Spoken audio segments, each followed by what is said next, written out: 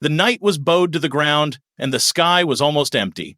The wind passed through a strange forest, and a small child was crying alone, not understanding where he was or why no one was around. This wasn't Simba. This time, it was Kovu. In another world, on a different timeline, fate decided to play its favorite game. The two children were switched. Kovu, son of Zira, child of darkness and schemes, got lost when hyenas attacked the borders of the Outlands.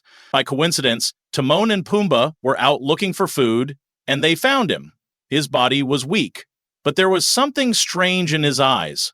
Fear? Maybe, but also curiosity. Pumbaa came closer and said to Timon, "What do you think? Should we raise him?" Timon said, "Yes, let's raise him, and we'll call him Kovu. That name sounds cool." The strange thing, they didn't know his real name. They just heard that sound and said, "Did he say Kovu? Okay, then his name is Kovu." And that's when the story began. Kovu grew up in the world of Hakuna Matata. No past, no future, just food, laughter, and escaping problems. But the problem was inside him. He used to ask them, "Who am I? Where did I come from? Why don't I look like you?" Timon would say, "You're more handsome, kid. The modern lion look." Pumbaa would laugh, "At least you don't sweat." But in the middle of the laughter, Kovu would go to sleep staring at the sky, dreaming of something unclear. A voice telling him, "Something's missing. There's a fire inside you, but it hasn't come out yet." Meanwhile, in a distant cave, Zira was shouting in Nuka's face, "Where's Kovu? He was the hope. He was the plan." But Kovu had disappeared. And Simba? Simba had fallen into a trap after fleeing Pride Rock following Mufasa's death. But this time, it wasn't Timon and Pumbaa who found him. Zira did. She was searching for her son and found Mufasa's. She took control of him, used his weakness. She raised him among the outcasts and told him, "Your father died because of Scar, and those in the Pride Lands are to blame. Hate them. Prepare for revenge." Simba grew up not as a king. He grew up carrying hatred in his heart with fire in his eyes. Every time he closed them, he saw Scar laughing and Mufasa falling. One day, he heard about a young lion who returned to the Pride Lands named Kovu. Simba went mad. "Kovu? How? He's supposed to be Scar's son. He was supposed to stay in exile." But Kovu wasn't the Kovu raised in Zira's fire. He was the Kovu raised by Timon and Pumbaa, a lion who loved life, who ran from the past and laughed even when he didn't understand the world. He returned to the Pride Lands after a strange dream, a rock, a throne, and a shadow reaching out saying, "If you don't return, everything will be lost." He arrived, and Simba was waiting, not as a king, but as an enemy. Simba stood in the shadows telling himself, "He took my place. I'm the one who should be there, not him." And the anger began to form. The Pride Lands gathered. Simba walked among them from below with eyes full of darkness. And Zira? She was out of the picture. Maybe dead, maybe watching from afar. But the confrontation was getting closer. Kovu walked in front of the Pride, confusion on his face. "Why me? Why did I come back? What's the message?" And Simba appeared in front of him. Everyone around them went silent. No sound, except the breathing, and Kovu's heartbeat racing. Simba said one word, "Leave." Kovu, "Who are you?" Simba, "I'm the past that was supposed to happen." The battle didn't start with noise. It started with a look. One full of questions, the other full of hatred. The entire Pride began to move, and the final scene started to form. The moment everyone went silent, it was a moment you couldn't even blink. The air froze, and the dust stood still between their feet. Simba stood in front of Kovu, not as a king, not even an enemy. He stood like a ghost, rising from a story that was never meant to be told. Kovu looked at him, not understanding who he was or where he came from. But he felt something. Danger. "Go back." That was the only thing Simba said. But inside it was fire, like a flame from the heart of a volcano. Kovu asked, "Go back where? I'm just starting to understand who I am. I won't leave before I know." Simba roared. The roar shook the hills. The Pride stepped back. Kiara was watching from afar, her eyes full of 1,000 questions. But before anyone could step in, Timon and Pumbaa entered the scene. "Who are you yelling at? That's our son."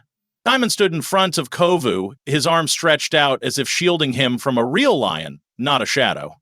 Pumbaa said, Kovu's the one who taught me how to plant pineapples, and you yell at him?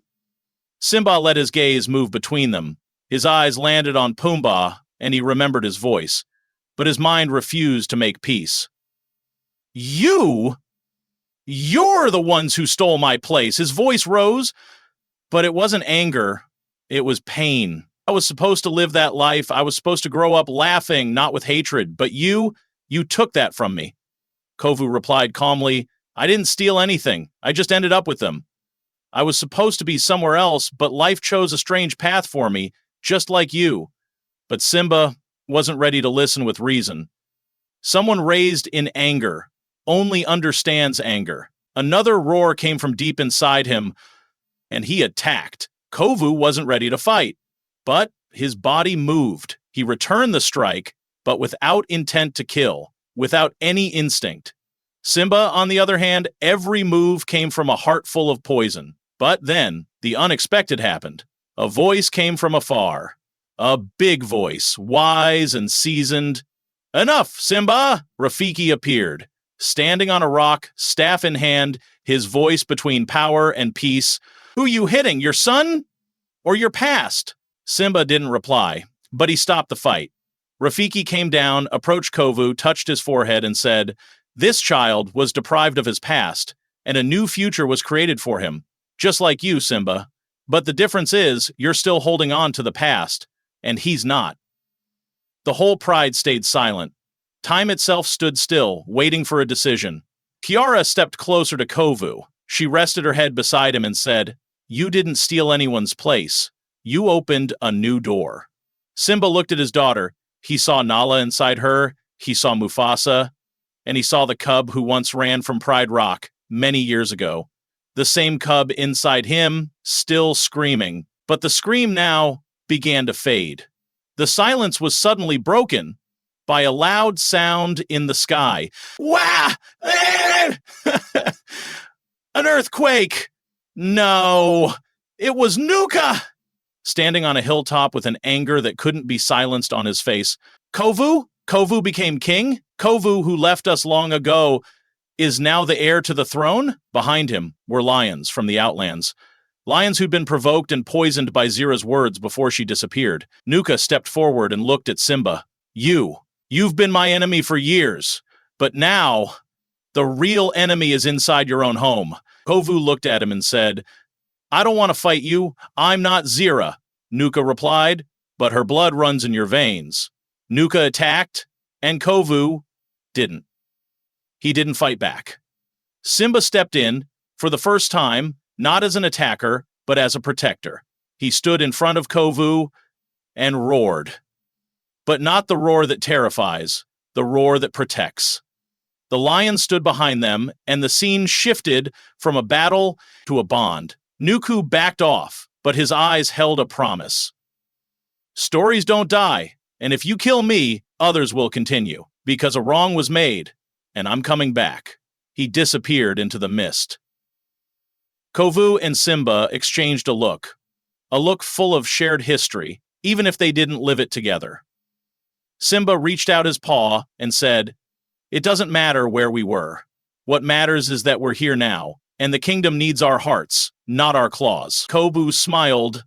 Timon and Pumbaa hugged him, and between Pride Rock and the shadow of a dark past, a new chapter began. Days passed, then months, and Pride Rock changed. It used to be a symbol of rule and power. Now, it became a symbol of forgiveness and new beginnings.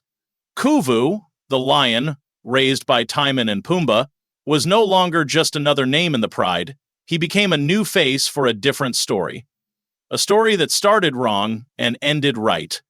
Simba would sometimes stand at the edge of the rock, looking up at the sky, not talking to Mufasa like before. No, he was talking to himself. I made mistakes, but mistakes don't end the story. Mistakes can be the first step toward what's right, if we're brave enough to face them. Nala stood by him, and Kiara, who had always been the voice of the heart, became the closest one to Kovu. But despite all this peace, the shadows hadn't vanished. Nuka was watching from afar. Not alone, he was gathering lost, wandering lions, searching for a purpose. And in every meeting, he'd tell them a story. Once upon a time, there was a king who refused to admit the real enemy was standing in front of him, refused to avenge what was done to Zira, refused to remember who broke the pact, and who was meant to grow up in exile. The lions roared, and Nuka smiled. We're coming back, but this time not to rule, this time to end the story. Meanwhile, Kovu sat in his cave, the night sky above him full of stars.